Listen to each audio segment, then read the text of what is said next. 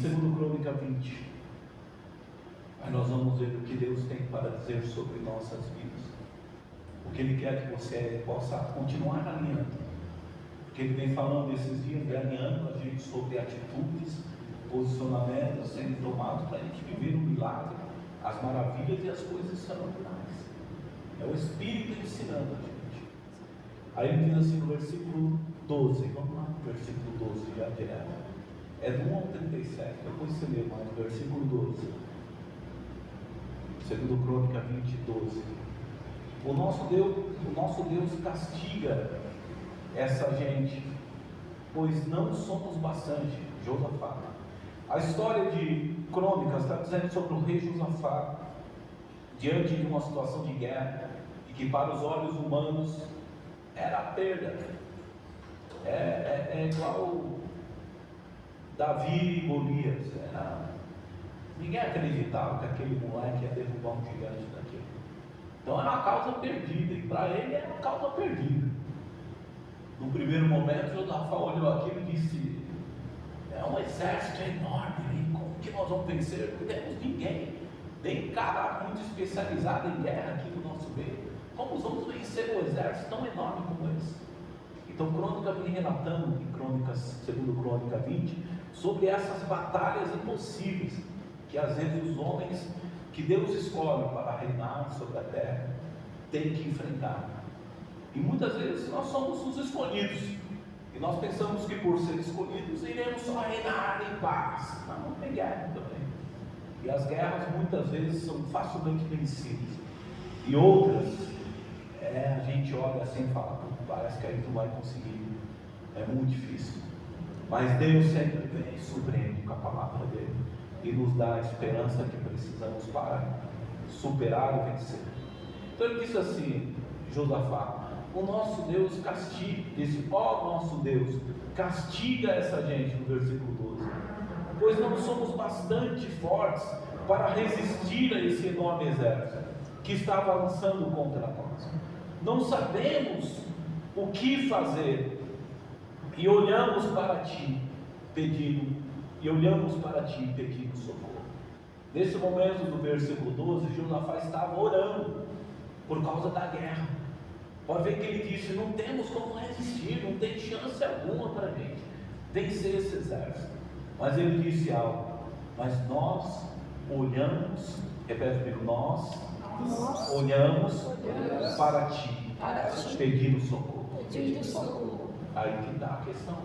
Às vezes, diante da dificuldade, da situação contrária, às vezes na nossa vida, a gente fica, às vezes a gente olha, de vez olhar para o Senhor, a gente olha para outra direção, e talvez seja aí que começa o nosso erro, aí que começa o nosso engano. Mas Deus permanece. Bem, vamos para a palavra. E ele diz: olhamos para ti. Então, no momento de guerra, é um momento de olhar para Deus e não olhar para o problema. Quantas vezes o Espírito Santo nesse altar aqui falou: vocês valorizam demais os problemas, vocês olham mais para o problema. Quer ver isso? Começa a ver o quanto você ora sobre a dificuldade, sobre o que você precisa, e o quanto você fala do problema. Eu tenho certeza que muitas pessoas falam mais do problema do que oram por ele, não é verdade? Então, onde estão os teus olhos? Eu falo mais do problema do que oro por ele, é sinal de que eu estou olhando mais para o problema do que para a solução. Então, momento de guerra é momento de olhar para Deus.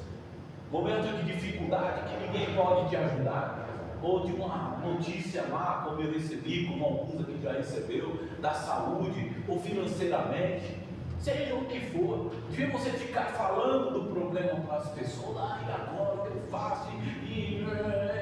Eu estou pensando em não parar de falar, agitado, preocupado, inquieto com aquilo. É muito simples. Quer mudar de direção para uma direção certa, de vitória? Olhe para Jesus. Olhar para Ele é se voltar para Ele. Devia se voltar para o problema. Onde você tem colocado nos seus olhos o seu foco? No problema ou na solução? Então, se é a solução, olhe para Deus, não olhe para o problema. Amém? E foi o que ele fez. Ele disse: estamos olhando para ti, Senhor, e somente tu podes nos dar o socorro agora. Ninguém pode nos livrar desse exército.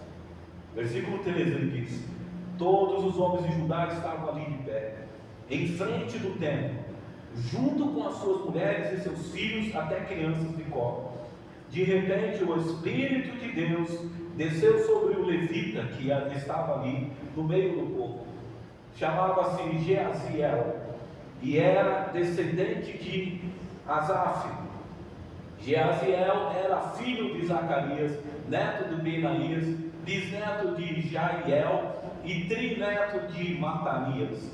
Versículo 15: Jeaziel disse: povo de Judá, moradores de Jerusalém e rei Josafá, prestem atenção, escutem isto que o Senhor Deus diz. Não se assustem, não fiquem com medo deste enorme exército, pois a batalha não é contra vocês, é contra mim. Não se assustem, não fiquem com medo, porque esta batalha é minha.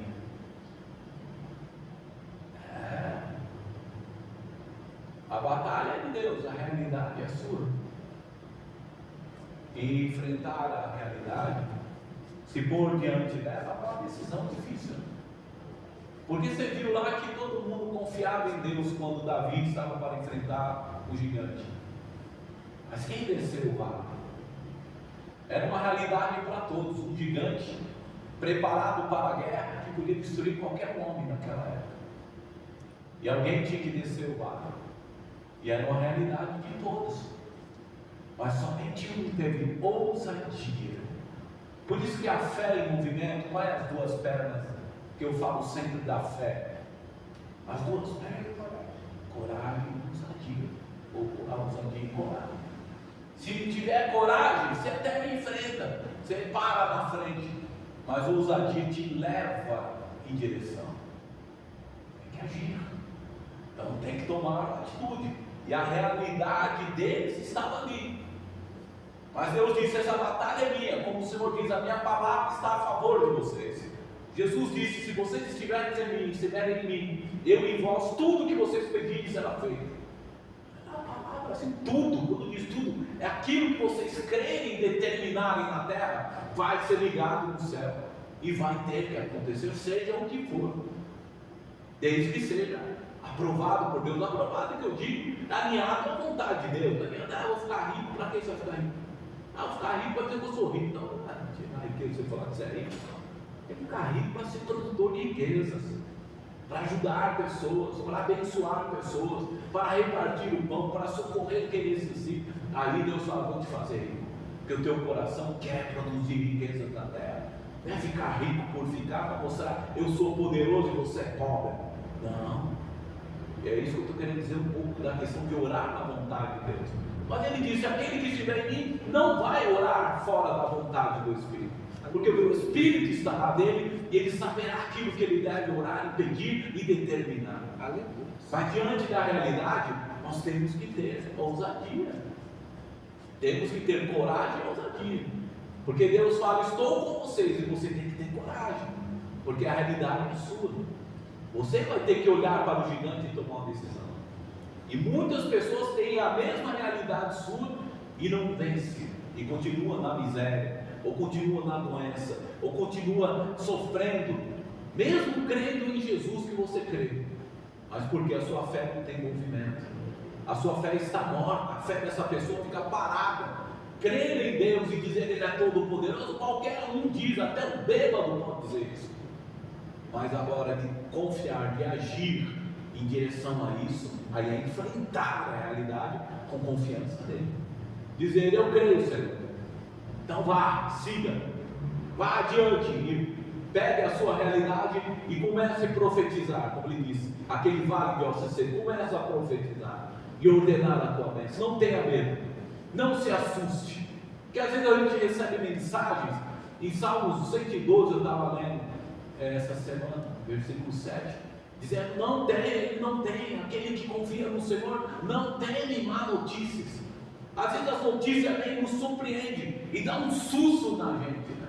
A gente fala: meu Deus, isso aconteceu, isso, ai que terrível que é. E a gente, o susto nos faz parar no caminho. Às vezes a gente paralisa. Mas ele disse: não se assustem, não tenham medo da realidade de vocês, o que vocês têm que enfrentar, aquilo que Deus liberou na visão da fé, que eu chamo, o que Deus se deu como visão da fé, que gerou dentro de você. Lute por isso, faça isso, alcance isso, e você sentiu que foi gerado pelo Espírito Santo. Ainda que um profeta, um pastor tenha falado isso, gerou dentro de você uma palavra, mas tome posse disso. Tome posse e creia que Deus está com você e vá andando em direção àquilo que Ele determinou. Não tenha medo, por mais impossível que seja. E quando o machado soltar, como nós pregamos domingo passado, ainda que o acaso venha e te deixe meio supremo, porque está indo tão bem e agora caiu, agora perdeu aquele investidor ou perdeu aquele recurso que era para ir para o meu negócio.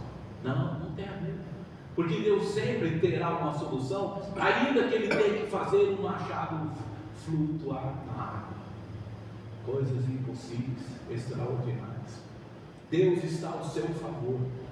E Ele disse: a peleja é minha.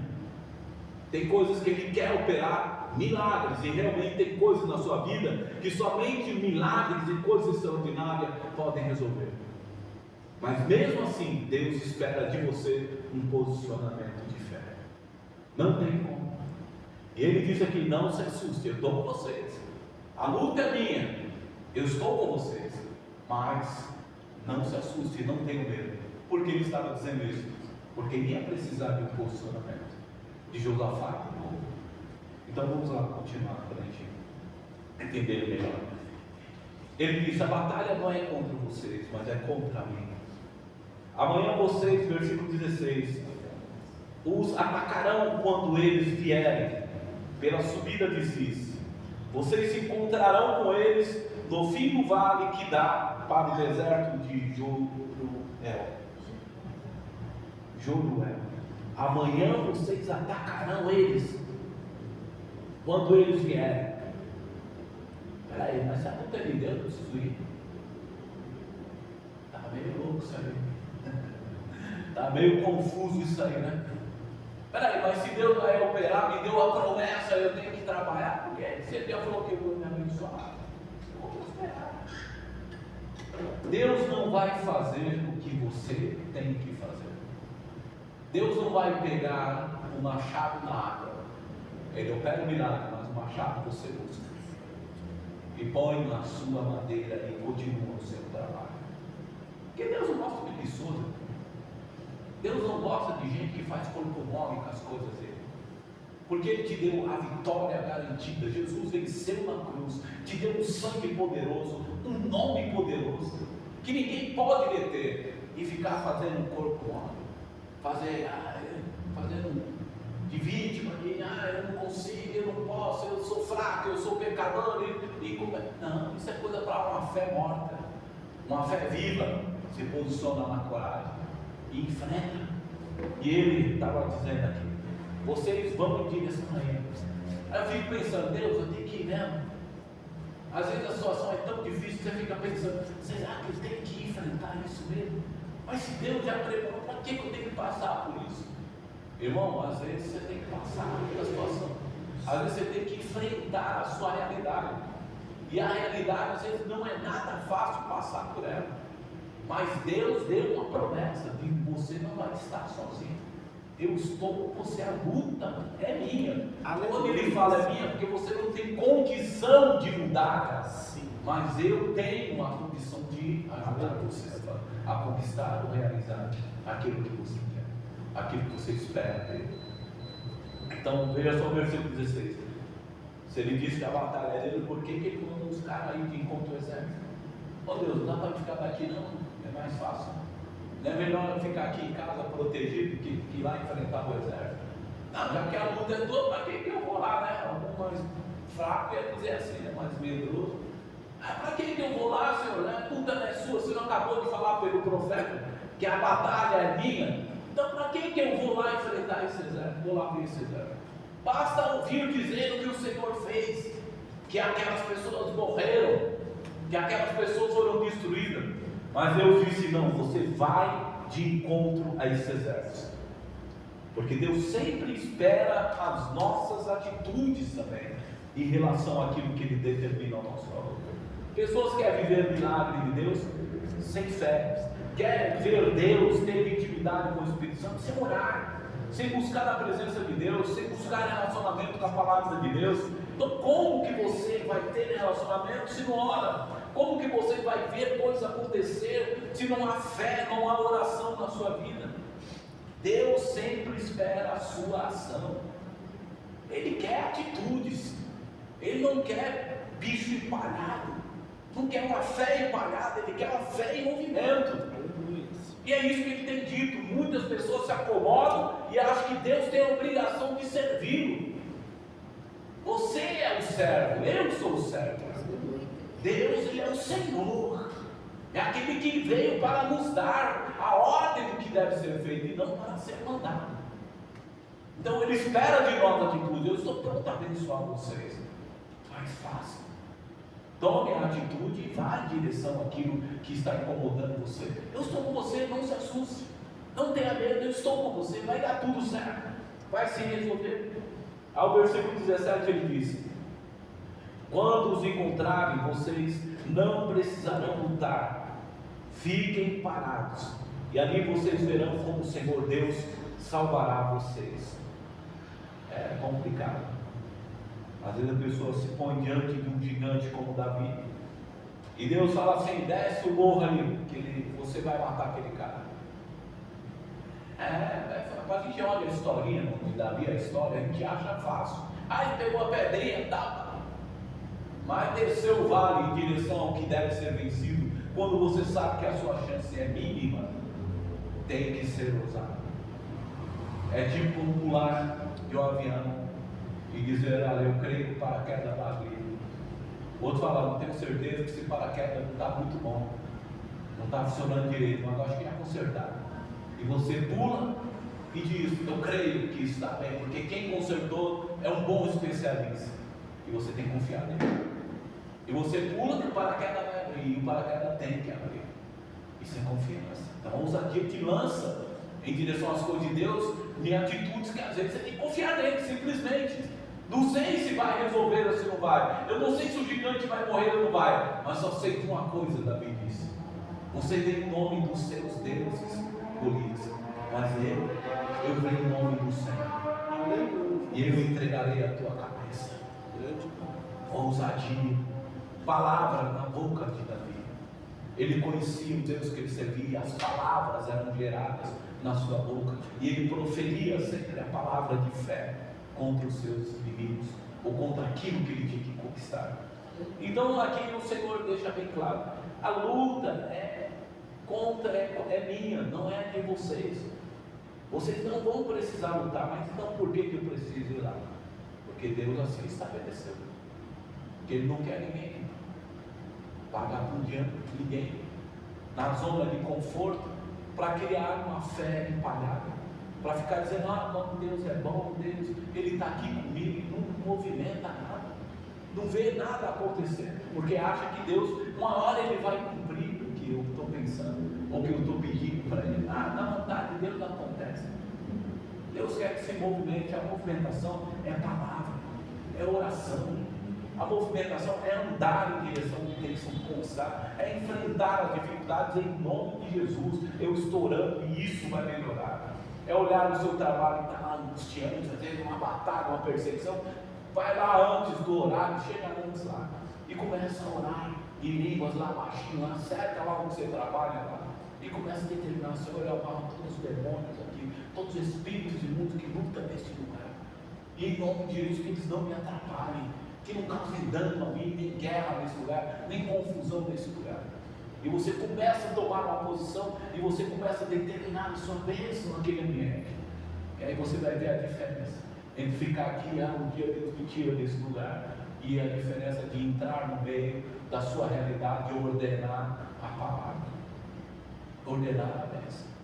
Então o Senhor disse, no versículo 17: não se assustem, nem fiquem com medo, marche contra o inimigo amanhã, pois o Senhor estarei com vocês.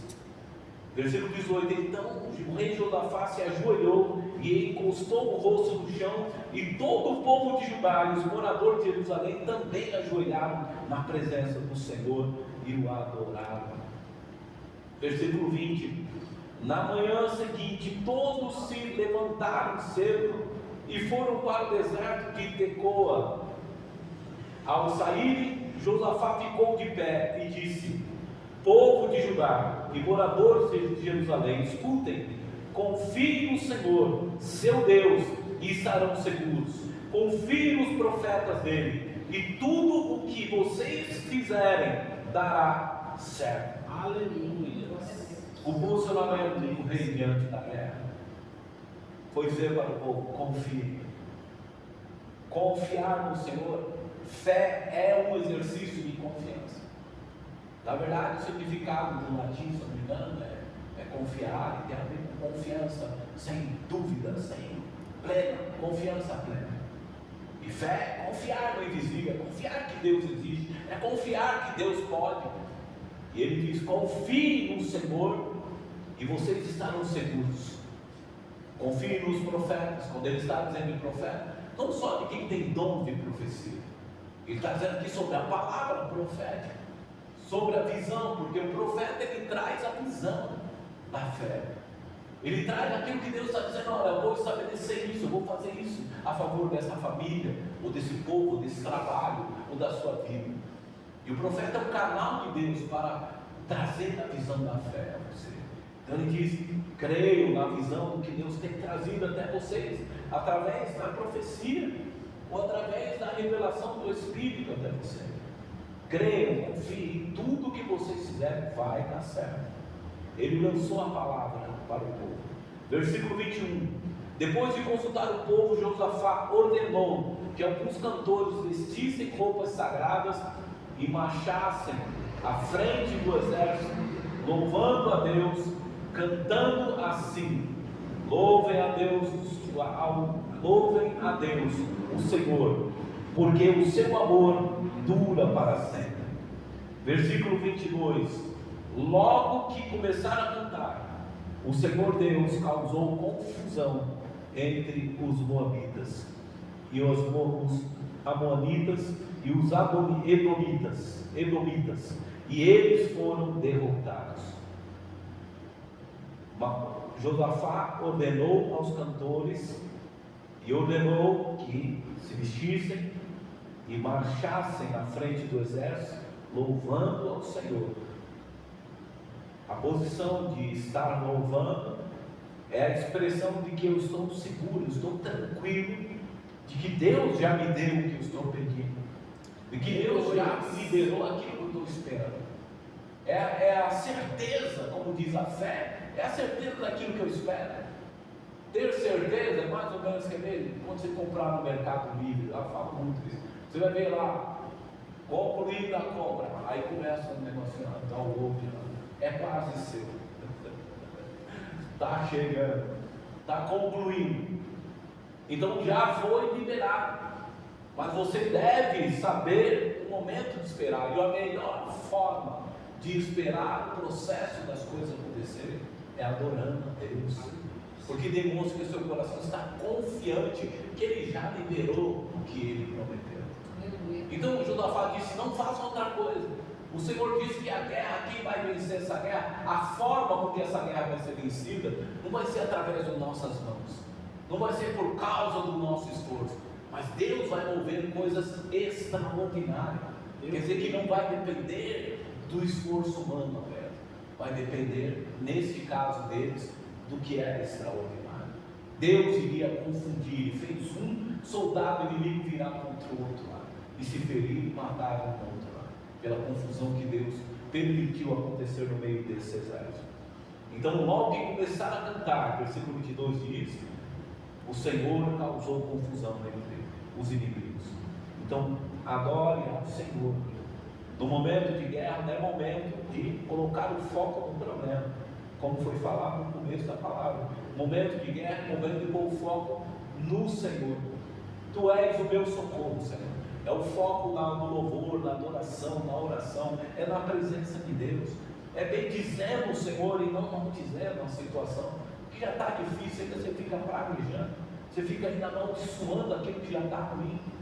Então, em nome de Jesus, se você não consegue abençoar, fecha a sua boca, então, mas ora e pede a Deus para que cuide daquilo, para que a mão de Deus venha e socorra você, como Josafá fez. E depois entregue a Ele e comece a adorar, porque a oração, o louvor, é sinal de você estar confiando de que tudo está na mão dele. Você não precisa ficar preocupado com aquilo, porque Deus está no controle, está movendo aquilo em direção à vitória sua. Então, em nome de Jesus, vamos para o versículo 26. No quarto dia, todos se reuniram no vale de Beracá, e louvaram o Senhor. E por isso aquele lugar se chama Vale de Beracá, até hoje. Como Asa e o seu pai havia feito, antes dele, Josafá fez o que o Senhor Deus considera certo. Aquele vale ficou conhecido como Vale do Louvor, Vale da Gratidão, porque ali Deus respondeu aquele povo, deu o livramento àquele povo. E nós temos que ter este vale dentro de nós, vale de gratidão, vale de louvor a Deus sempre, na certeza do que Ele pode fazer por nós. Mas o interessante é o final, porque ele diz, como o pai de Josafá fez o que o Senhor Deus considera certo. Então é interessante. Antes mesmo do reinado, quando ele começou o reinado, ele começou a planar as coisas de Deus, consertar o altar, começou a procurar fazer aquilo que agrada a Deus. E a Bíblia diz que Josafá, quando ele se preocupou em fazer aquilo que agrada a Deus, então Deus se mostrava com ele e tudo dava certo. Amém. Então nós temos que entender que o nosso livramento e a nossa prosperidade, nós não precisamos ficar preocupados, mas temos que ter um posicionamento de adorar a Deus e mantermos no vale de adoração e louvor a Deus, porque isso agrada a Deus, do que ficar reclamando e maldiçoando. E quando você se põe no vale, se mantém no vale da adoração, da oração, da adoração a Deus, então certamente agrada a Deus. E aquilo que agrada a Deus, repete comigo, Deus considera que tudo vai dar certo. Tudo que agrada a Ele vai dar certo. Quando você faz o que agrada e da forma que agrada, com o propósito de agradar a Deus, vai dar certo. É promessa de Deus. E Josafá percebeu isso, que quanto mais ele se esforçava para obedecer, mais dava certo a vida dele. Mas vamos lá para a Crônica 20, no 37, para a gente estar finalizando para vocês entenderem. Versículo 37, mas Eliezer, filho de Dodavá, profetizou contra Josafá o seguinte: o Senhor Deus vai destruir o que o Senhor construiu, porque o Senhor se tornou aliado de Acasias, e os navios se quebraram, e não puderam ir até a Espanha. Bom, aqui é uma outra fase da vida de Josafá. Percebam que um pouco antes, maravilhas, milagres, maravilhas, coisas extraordinárias, Josafá estava vivendo. Porque nós vimos que no versículo 32 está dizendo, Josafá fez tudo que Deus considerava certo, tudo que agradava a Deus.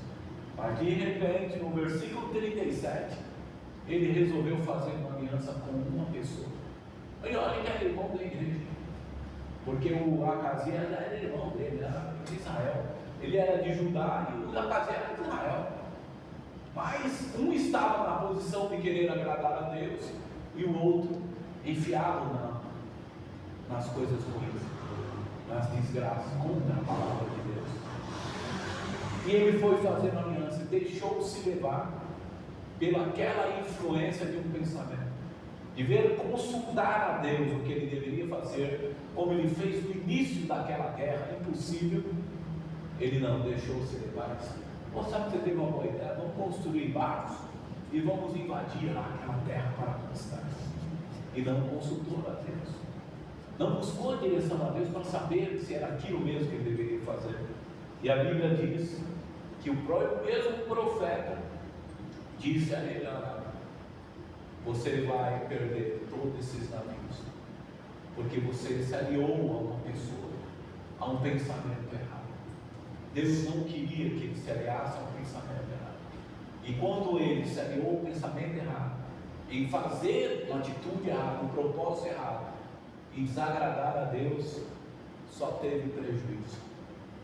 Estou colocando aqui para entender que quando nós lançamos a nossa vida diante de Deus, Ele está pronto sempre a fazer, quando a nossa fé está em movimento, mas dentro de um propósito que agrada a Ele. O propósito é minha alegria, Deus está com você. O propósito é viver uma vida melhor, Deus está com você. Foi o que nós pregamos sobre o Machado e Eliseu.